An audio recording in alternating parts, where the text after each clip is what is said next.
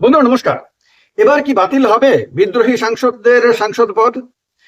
Supreme কোর্টে অভিষেকের করা মামলাতে সুপ্রিম কোর্ট কি তাদেরকে লোকসভার সাংসদ পদ থেকে আউট করে দেবে?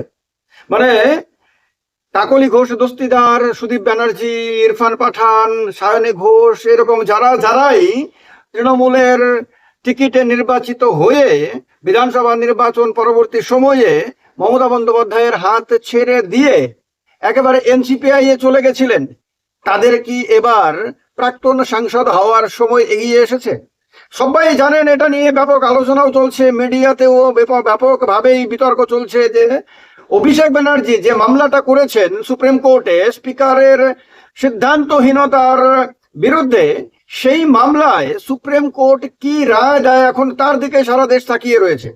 কারণ এমনিতেই সুপ্রিম কোর্টে একটা মামলা চলছে আপনার শিবসেনার বিদ্রোহী এমপিদের ব্যাপারে, বিদ্রোহী এমএলএদের ব্যাপারে একটা মামলা চলছে শিবসেনা সংক্রান্ত। এবার আরেকটা মামলা, প্রায় একই রকম মামলা গেল সুপ্রিম কোর্টে। এবার সুপ্রিম কোর্টেরই অতীতের বিভিন্ন রায়ের পরিপ্রেক্ষিতে অনেকেই মনে করছেন যে এবার হয়তো সুপ্রিম কোর্ট থেকে এমন কোনো কড়া আদেশ দেয়া হতে পারে যা ভারতবর্ষের ভবিষ্যৎ রাজনীতির দিশা নির্দেশ করতে পারে। অনেকেই যারা আয়ারাম গয়ারামের খেলায় অভ্যস্ত, অনেকেই যারা ব্যক্তিগত স্বার্থে দল এবং জনগণের স্বার্থকে উপেক্ষা করেন, তাদের জন্য একটা বড় বার্তা হয়তো সুপ্রিম কোর্ট থেকে দেয়া হতে পারে। এবার কথা হলো, মূল মামলাটা তো সবাই জানেন যে স্পিকার সিদ্ধান্ত না নেওয়ার কারণে বা দেরি করার কারণে আপনার হয়েছে। এবার এই মামলাতে সুপ্রিম কোর্ট কি নাক গলাবে? এটাও একটা বড় প্রশ্ন। তার কারণ হলো, সুপ্রিম কোর্ট সাধারণত স্পিকারের অধিকারে হস্তক্ষেপ করে না। আর যে বিতর্ক দেখা দিয়েছে তৃণমূলের দায়ের করা অভিযোগের পরিপ্রেক্ষিতে বা পিটিশনের পরিপ্রেক্ষিতে, সেই বিষয় নিয়ে সিদ্ধান্ত দেওয়ার ক্ষমতা তো সুপ্রিম কোর্ট আপনার আমাদের দেশের সংবিধান তো তার জন্য ক্ষমতা দিয়েছে লোকসভার স্পিকারকে। সুতরাং স্পিকারই এক্ষেত্রে একমাত্র ব্যক্তি যিনি সিদ্ধান্ত নিতে পারেন। কিন্তু স্পিকার যেরকম ভাবে একের পর এক পিটিশনের পরেও সিদ্ধান্ত জানাচ্ছে না, তাতে স্বাভাবিকভাবেই তৃণমূল শিবিরে একটা হতাশা তৈরি হয়েছে।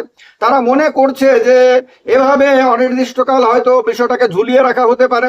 আর তাদের মতে যে অন্যায়টা হয়েছে তাদের সঙ্গে বা তাদের দলের সঙ্গে বা জনগণের সঙ্গে, ভোটারদের সঙ্গে, তার নিষ্পত্তি হওয়া দরকার। এবার মূল বিষয়টা কি, আদতেই কি কোনো সম্ভাবনা আছে এদের সদস্যপদ বাতিল করার? তারা মূলত তৃণমূল থেকে এনসিপিআই দলে মার্জ করেছেন, তারা মার্জারের কথা বলেছেন। কিন্তু মার্জার সম্বন্ধে পরিষ্কার ভাবে বলা হয়েছে যে একটি দল আরেকটি দলের সঙ্গে মার্জ করতে হলে শুধুমাত্র লেজিসলেটিভ পার্টি বা পার্লামেন্টারি পার্টি ডিসিশন নিলেই হবে না, অর্থাৎ শুধুমাত্র বিধায়করা বা শুধুমাত্র সাংসদরা সিদ্ধান্ত নিলেই হবে না। দলের যে মূল সংগঠন রয়েছে সেই সংগঠনেরও 2/3 এই একই ব্যাপারে তার মত দিতে হবে। অর্থাৎ পুরো সংগঠন এবং তার নির্বাচিত জনপ্রতিনিধি এরা মিলে মিশে তারপরে মার্জারের কথা বলতে হবে। তা যদি না হয়, সংগঠনকে বাদ দিয়ে কয়েকজন এমএলএ বা কয়েকজন এমপি তারা যদি সংখ্যাগরিষ্ঠ হয়, তাহলে তারা মার্চ করতে পারে না। এবার এই জায়গাটাই হলো মমতা বন্দ্যোপাধ্যায়ের জন্য, অভিষেক বন্দ্যোপাধ্যায়ের জন্য একটা বিরাট বড় অস্ত্র। তারা দেখেছেন যে এনসিপিআই এ তারা যে মার্চ করেছে, যে বিদ্রোহীরা মার্চ করেছে, তাদের পেছনে সংগঠনের কোনো সমর্থন ছিল না, সংগঠন এক্ষেত্রে ইনভলভড ছিল না। ফলে তারা নিজেরা মিলে গিয়ে তারা মার্জারের কথা বলেছেন।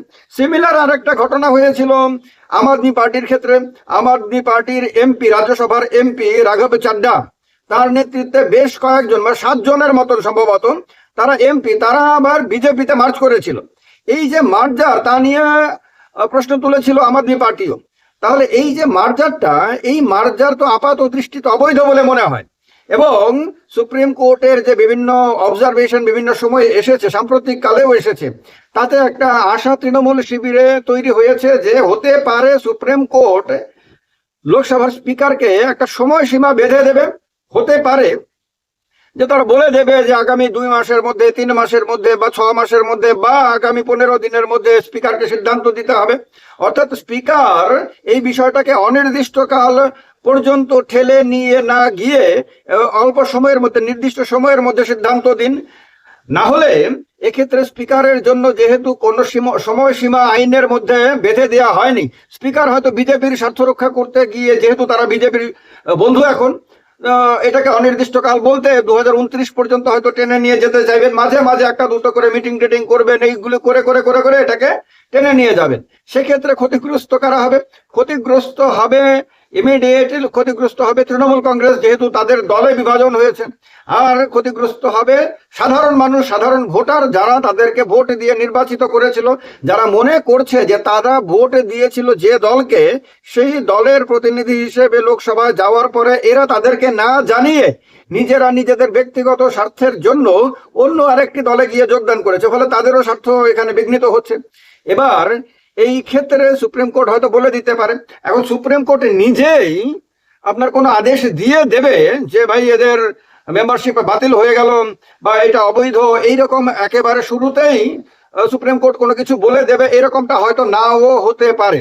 সুপ্রিম কোর্ট পুরো বিষয়টা বুঝতে পারছে, কারণ সাম্প্রতিক কালে অবজারভেশনের পরিপ্রেক্ষিতে এটা বোঝা যায় যে সুপ্রিম কোর্টও বুঝতে পারছে যে এই দলত্যাগ গুলো যেগুলো হচ্ছে এগুলো জনস্বার্থেও হচ্ছে না, আর অনেক ক্ষেত্রেই বৈধ নিয়ম নীতি মেনে হচ্ছে না। ফলে সুপ্রিম কোর্ট এক্ষেত্রে কোনো কড়া আদেশ দিতে পারে, সেটা হতে পারে যে লোকসভার স্পিকারের জন্য বলে দেওয়া হতে পারে যে ভাই আপনি অত দিনের মধ্যে এই ব্যাপারে সিদ্ধান্ত জানান। এবার কথা হলো, যদি লোকসভার স্পিকার এক্ষেত্রে এমন সিদ্ধান্ত দেন যা তৃণমূলকে খুশি করতে পারলো না, যে বিজেপি খুশি হলো, এনসিপিআই খুশি হলো কিন্তু বিজেপি খুশি হলো না, সরি এটা কিন্তু তৃণমূল খুশি হলো না, তাহলে আবারও সুপ্রিম কোর্টে তারা যেতে পারে। ফলে এই বিষয়টা খুব শীঘ্রই শেষ হয়ে যাবে এরকমটা হয়তো মনে করা যাচ্ছে না। আবার আরেক দিকে যদি দেখা যায় যে এই যে স্পিকার এখন কোনো সিদ্ধান্ত নিচ্ছে না, এটা আপাত দৃষ্টিতে মনে হতেই পারে যে বিজেপির স্বার্থ রক্ষার জন্য, কিন্তু বিজেপি কি চাইবে যে পশ্চিমবঙ্গে যখন তাদের ক্ষমতা আছে, যখন পশ্চিমবঙ্গে তৃণমূলকে তারা ভেঙে টুকরো টুকরো করে দিয়েছে, এবং যখন পশ্চিমবঙ্গে সিপিএম এবং কংগ্রেস উভয় দলের মধ্যে কেউই একা বা সংঘবদ্ধ ভাবেও বিজেপিকে টেক্কা দেওয়ার মতন অবস্থানে নেই, তখন এই 20টি আসনে একেবারে এনসিপিআই এর সাংসদদেরকেই আগামী 29 পর্যন্ত রেখে দিতে হবে, এরকমটা কি বিজেপি চাইবে? নাকি বিজেপি মনে করছে যে আপাতত পার্লামেন্টে বিভিন্ন বিল পাশ করার জন্য এদের সমর্থন যেহেতু দরকার, তাই আপাতত এদের মেম্বারশিপটা রেখে দেওয়া হোক, যেই মাত্র এই প্রবলেমটা সলভ হয়ে গেল, অর্থাৎ পার্লামেন্টে ধরুন ডিলিমিটেশন বিল পাস হয়ে গেল বা অন্যান্য যে বিতর্কিত বিলগুলো সেগুলো পাস হয়ে গেল এবং বিজেপির স্বার্থ উদ্ধার হয়ে গেল, সেই মাত্রই তো বিজেপি হয়তো বা স্পিকারকে দিয়ে তাদের মেম্বারশিপে বাতিল করিয়ে দিতে পারে, কারণ স্পিকার তো মূলত বিজেপিরই লোক। সেক্ষেত্রে স্পিকার তো বিজেপি যেটা চায় তার বাইরে কিছু করবেন না। সেক্ষেত্রে হতে পারে যে এটাকে ঝুলিয়ে রেখে রেখে রেখে রেখে একটা নির্দিষ্ট সময় পরে স্পিকার তাদের এই যে মার্জার তাকে অবৈধ বলে দিলেন এবং তাদের মেম্বারশিপে বাতিল করে দিলেন। তাদের মেম্বারশিপে বাতিল হয়ে গেলে কি হবে? তাদের মেম্বারশিপে বাতিল হয়ে গেলে পরে এই 20টা আসন শূন্য হয়ে যাবে।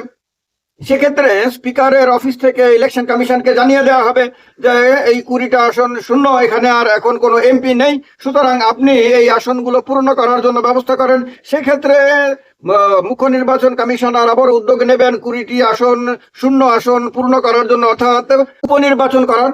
সেই উপনির্বাচনে এই এনসিপিআই এর কাকলি ঘোষ দস্তিদার, সুদীপ বন্দ্যোপাধ্যায়, সায়নী ঘোষ টোষ, এরা যারাই বিদ্রোহী হয়েছেন মমতা বন্দ্যোপাধ্যায়ের বিরুদ্ধে, তাদের পক্ষে কি নির্দল হিসেবে বা এনসিপিআই এর ক্যান্ডিডেট হিসেবে দাঁড়িয়ে জিতে আসা সম্ভব?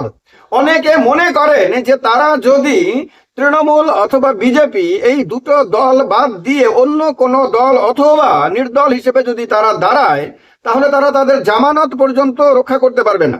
সেই ক্ষেত্রে এদের তো ফিরে আসার কোনো সুযোগই নেই, সম্ভাবনাই নেই। তো এইরকমটা একটা সম্ভাবনা রয়েছে যে সেক্ষেত্রে ইলেকশন কমিশন উপনির্বাচনের ব্যবস্থা করবে এই 20টি কেন্দ্রে।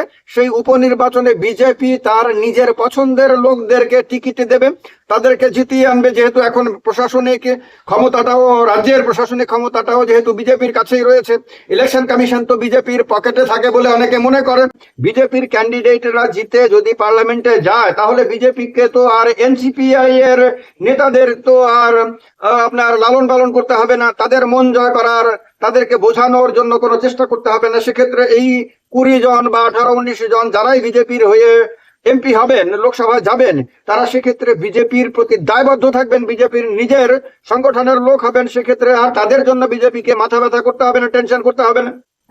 সুতরাং এই সম্ভাবনাও উড়িয়ে দেওয়া যায় না। তো আমার মনে হয় যে দুটো সুযোগ রয়েছে। একটা হলো কি, স্পিকার এই বিষয়টাকে ঝুলিয়ে রেখে একটা নির্দিষ্ট সময়ের পরে এদের মেম্বারশিপে বাতিল করে দেবেন, মার্জারকে অবৈধ বলে ঘোষণা করে। আর একটা হলো যে এই সুপ্রিম কোর্টে মামলা যাওয়ার পরে সুপ্রিম কোর্ট এখন হয়তো একটা নির্দিষ্ট সময়সীমা বেঁধে দিয়ে লোকসভার স্পিকারকে বলবেন যে আপনি অত দিনের মধ্যে বা অত মাসের মধ্যে আপনি আপনার রায় প্রদান করুন। এক্ষেত্রে বিজেপির লাভ হবে, তৃণমূলেরও লাভ হবে না, এনসিপিআই এর লাভ হবে না, কিন্তু তৃণমূল তৃপ্তি পাবে, মনে মনে তৃপ্তি পাবে এইটুকু যে ভাই অন্ততপক্ষে বেঈমানদেরকে শিক্ষা দেওয়া গেছে। তো তাহলে তৃণমূলের ভাষায় বেঈমান, গদ্দার, বিশ্বাসঘাতক এরা শিক্ষা পেলেও লাভ কিন্তু আখেরে বিজেপির হবে। এই যে সুপ্রিম কোর্টে অভিষেক বন্দ্যোপাধ্যায়ের মামলা হয়েছে, আপনাদের কি মনে হয় যে এই মামলায় সুপ্রিম কোর্ট কড়া কোনো আদেশ দেবেন? আপনাদের কি মনে হয় এই মামলার পরেও এই বিদ্রোহী 20 জন সাংসদ তাদের সাংসদ পদ 2029-এর লোকসভা নির্বাচন পর্যন্ত টিকিয়ে রাখতে পারবেন? কমেন্ট বক্স রয়েছে, আপনাদের মতামত জানান। ভালো লাগলে ভিডিওটা লাইক করে দিয়ে শেয়ার করে দেবেন, আর চ্যানেলটাকে যারা এখনো সাবস্ক্রাইব করেনি সাবস্ক্রাইব করে সঙ্গে থাকবেন। জয় হিন্দ, বন্দে মাতরম।